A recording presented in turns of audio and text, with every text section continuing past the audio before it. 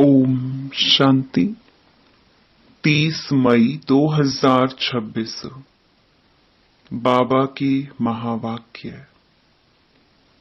मीठी बच्ची, अपना सब कुछ ईश्वरीय सेवा में सफल कर भविष्य बना लो, क्योंकि मौत सिर पर है।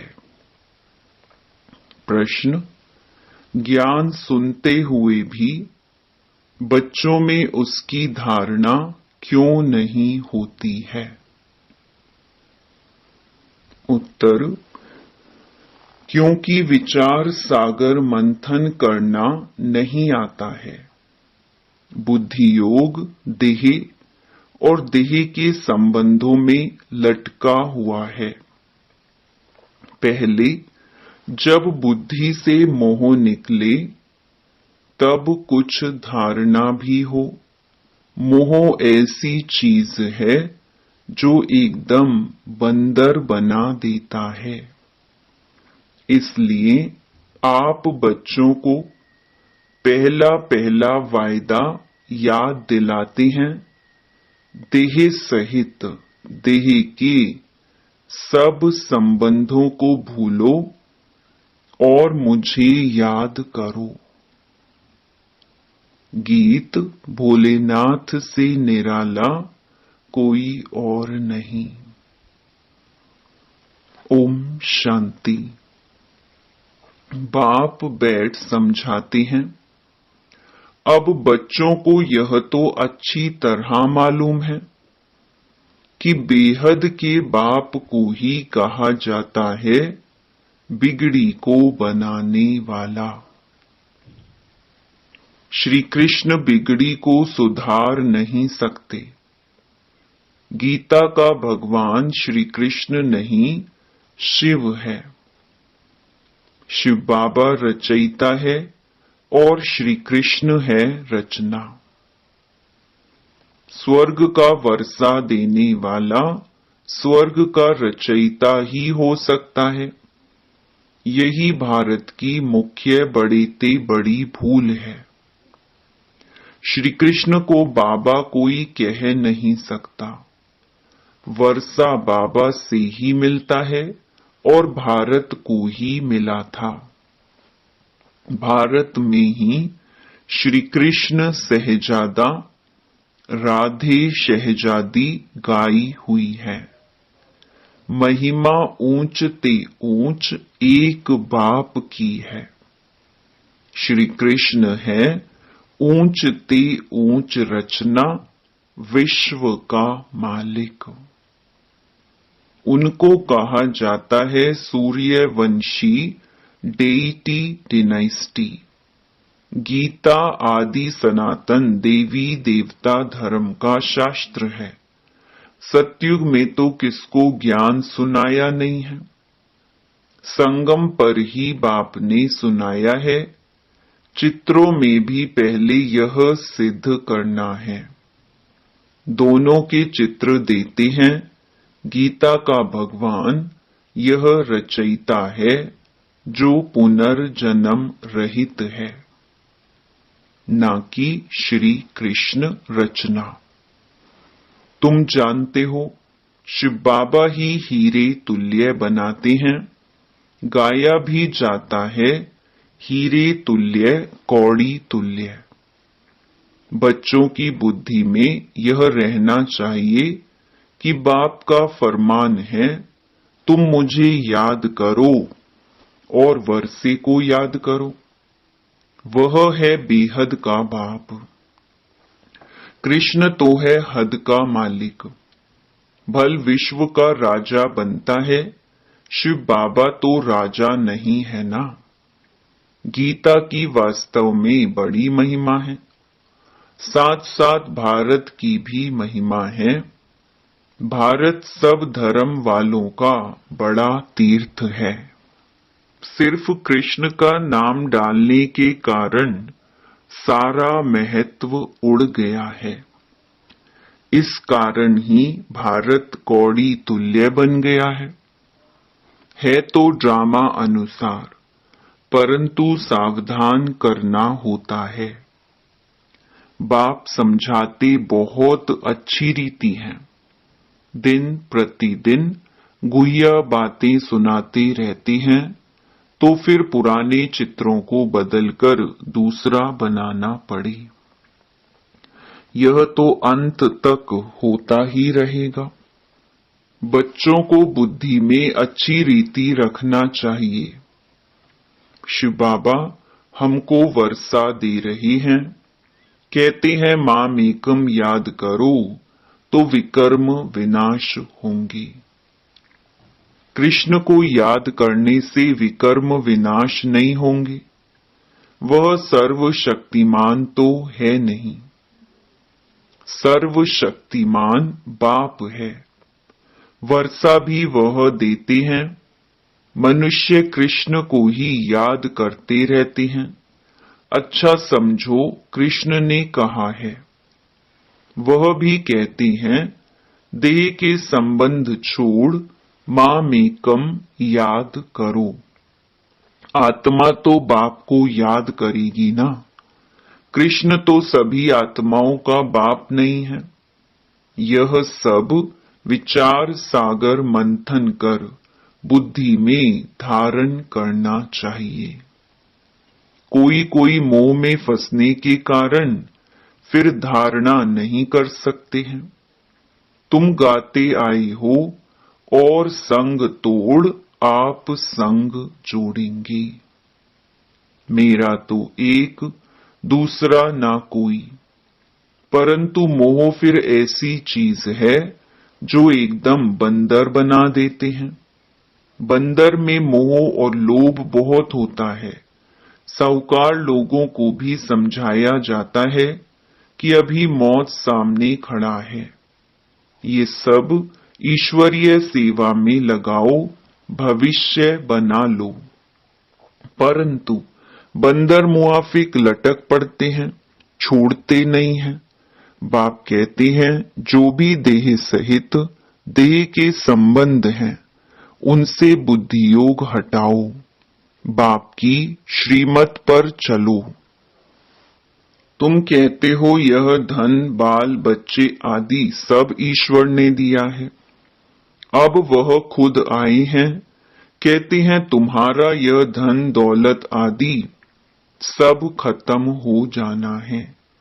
किनकी दबी रही धूल में अर्थक्वेक आदि होगी, ये सब खलास हो जाएगा। एरोप्लेन गिरते हैं व आग आदि लगती है तो पहले पहले अंदर चोर घुसते हैं, जब तक पुलिस आई। तो बाप समझाते हैं, बच्चे देहधारियों से मोह निकालना चाहिए। मोह जीत बनना है। देह अभिमान है सबसे पहला नंबर दुश्मन। देवताएं देही अभिमानी हैं। देह अभिमान आने से ही विकारों में फंसते हैं। तुम आधा कल्प देह अभिमानी रहते हो। अब देही अभिमानी होने की प्रैक्टिस करनी है। जो भी मनुष्य मात्र हैं, बिल्कुल ही इन बातों को नहीं जानते हैं, ना परमात्मा को जानते हैं। आत्मा क्या है, परमात्मा क्या है, आत्मा कितने जन्म लेती है, कैसे पार्ट बजाती है, हम एक्टर्स हैं, यह किसको पता नहीं है। इसलिए ऑर्फन निधन के कहा जाता है। वह तो कह देते आत्मा ज्योति में लीन हो जाती है, परंतु आत्मा तो अविनाशी है। आत्मा में ही 84 जन्मों का पार्ट नुंधा हुआ है। कहते भी हैं आत्मा स्टार है, फिर भी समझते नहीं। आत्मा सो परमात्मा कह देते हैं, बाप को बिल्कुल जानते नहीं। आत्मा के लिए भी कहते हैं भ्रकुटी के बीच में सितारा चमकता है। परमात्मा के लिए तो कुछ बताते नहीं हैं। उनको परम आत्मा कहा जाता है। वह भी परम धाम में रहती हैं। वह भी बिंदी है। सिर्फ पुनर्जन्म रहित हैं। आत्माएं पुनर्जन्म में आती हैं। परमात्मा के लिए कहा जाता है ज्ञान का सागर, आनंद का सागर, पवित्रता का सागर है। देवताओं को यह वर्षा किसने दिया? बाप ने। सर्वगुण संपन्न, 16 कला संपूर्ण, इन देवताओं जैसा अभी कोई है नहीं। उन्हों को यह वर्षा कैसे मिला, यह कोई को पता नहीं। बाप ही आकर समझाते हैं। उनको ही ज्ञान का सागर कहा जाता है।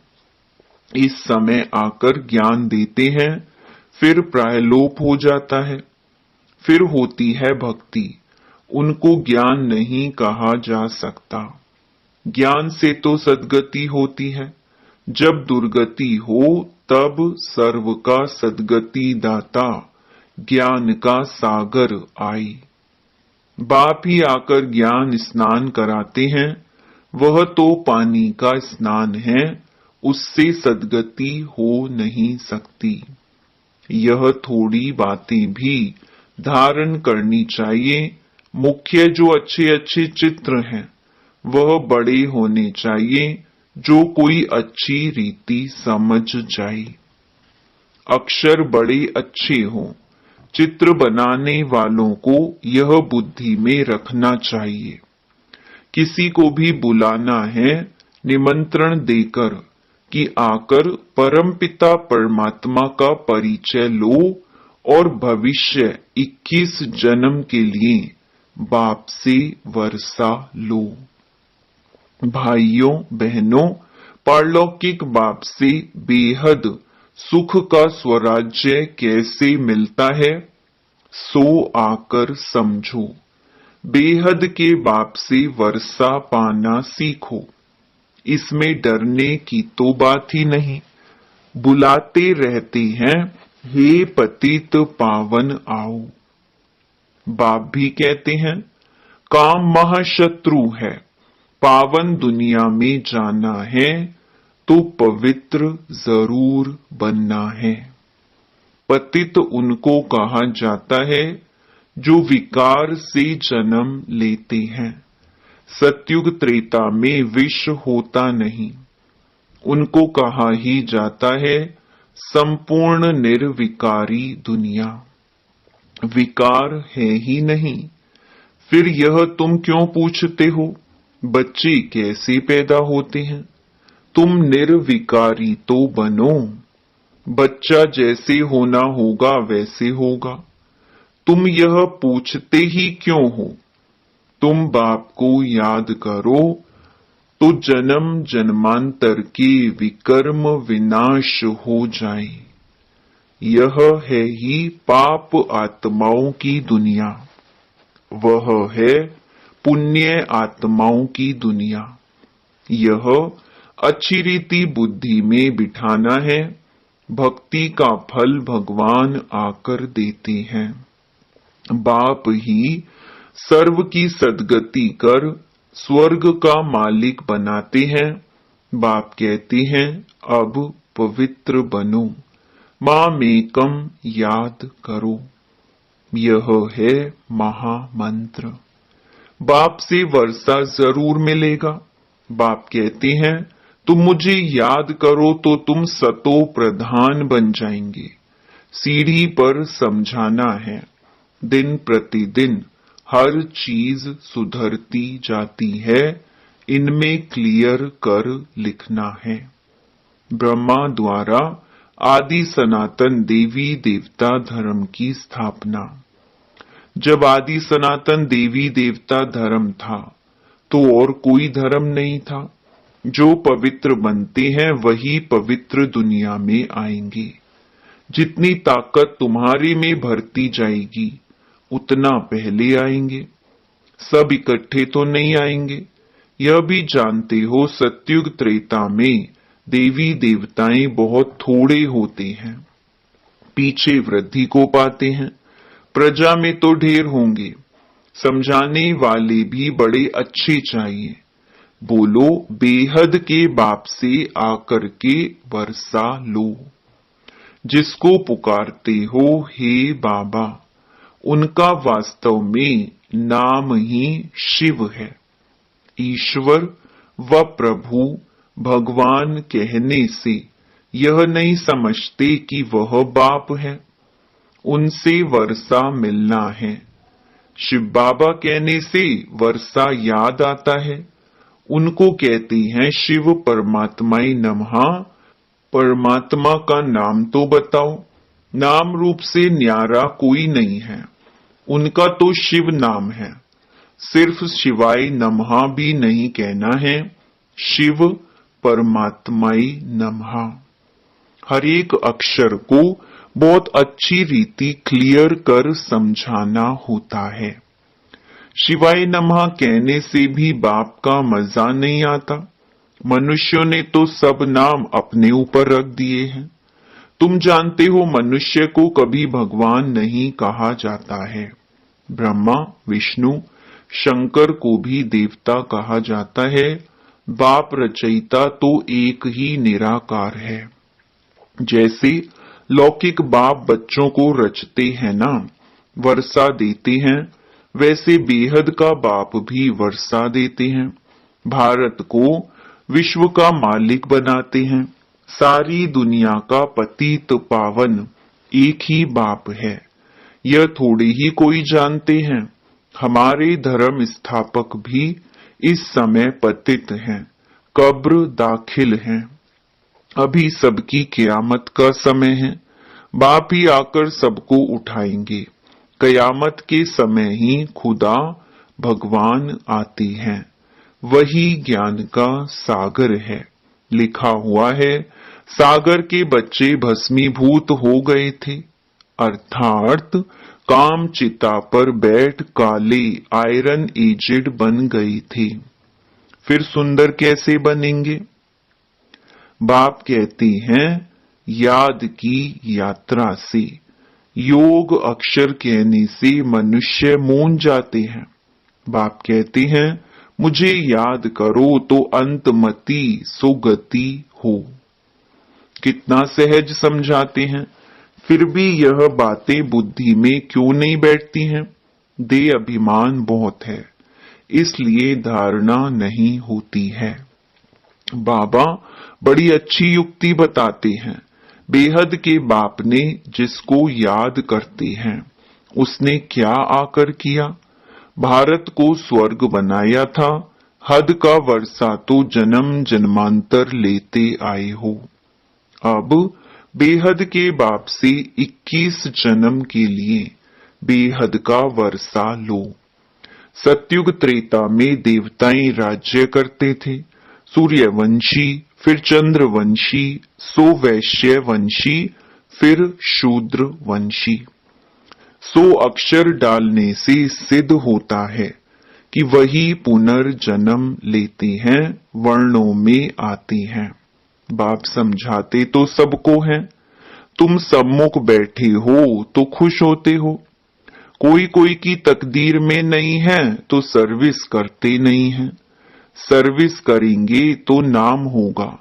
कहेंगे बाबा की बच्चियां कितनी होशियार हैं, सब काम करती हैं, हमको स्वर्ग की बादशाही का वर्षा देती हैं।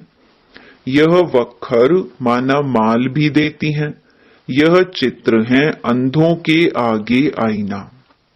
इसमें जादू आदि की बात ही नहीं है।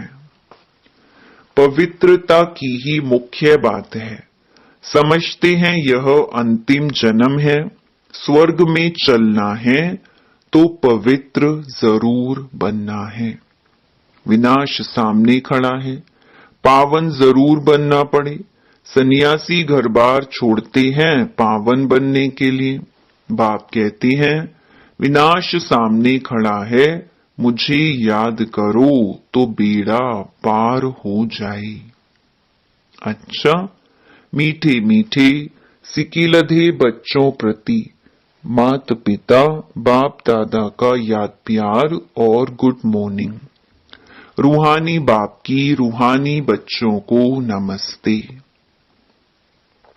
धारणा के लिए मुख्य सार। पहला, विनाश के पहले अपना सब कुछ सफल करना है। यह कयामत का समय है, इसलिए पावन जरूर बनना है। दूसरा, देहधारियों से मोह निकाल मोहजीत बनना है। देह अभिमान जो पहला नंबर दुश्मन है, उस पर विजय पानी है और सब संग तोड़ बाप से बुद्धि योग जोड़ना है। वरदान, याद के मंत्र द्वारा संकल्प और कर्म में अविनाशी सिद्धि प्राप्त करने वाले सिद्धि स्वरूप भव। आप बच्चे ऑलमाइटी गवर्नमेंट के मैसेंजर हो, इसीलिए कोई से भी डिस्कस करने में अपना माइंड डिस्टर्ब नहीं करना। याद का मंत्र यूज करना, जैसे कोई वाणी से या अन्य किसी तरीके से वश नहीं होते हैं तो मंत्र जंत्र करते हैं। आपके पास आत्मिक दृष्टि का नेत्र और मन मनाभव का मंत्र है, जिससे अपने संकल्पों को सिद्ध कर सिद्धि स्वरूप बन सकते हो। स्लोगन, एक्शन कॉन्शियस के बजाय सोल कॉन्शियस बनो। ये व्यक्त इशारे सदा अचल अडोल एकरस स्थिति का अनुभव करो। एकरस का अर्थ यह नहीं कि पुरुषार्थ की रफ्तार सदा एक जैसी हो। एकरस अर्थात सदा उड़ती कला की महसूसता रहे। सर्व संबंधों की अविनाशी तार एक से जुटी हुई हो। एक बाप दूसरा ना कोई, यह दृढ़ संकल्प हो। एक भी संबंध कम ना हो। सर्व संबंधों की डोर एक से बंधी हुई हो, तब एक रस स्थिति स्वतः रहेगी। अच्छा, ओम शांति।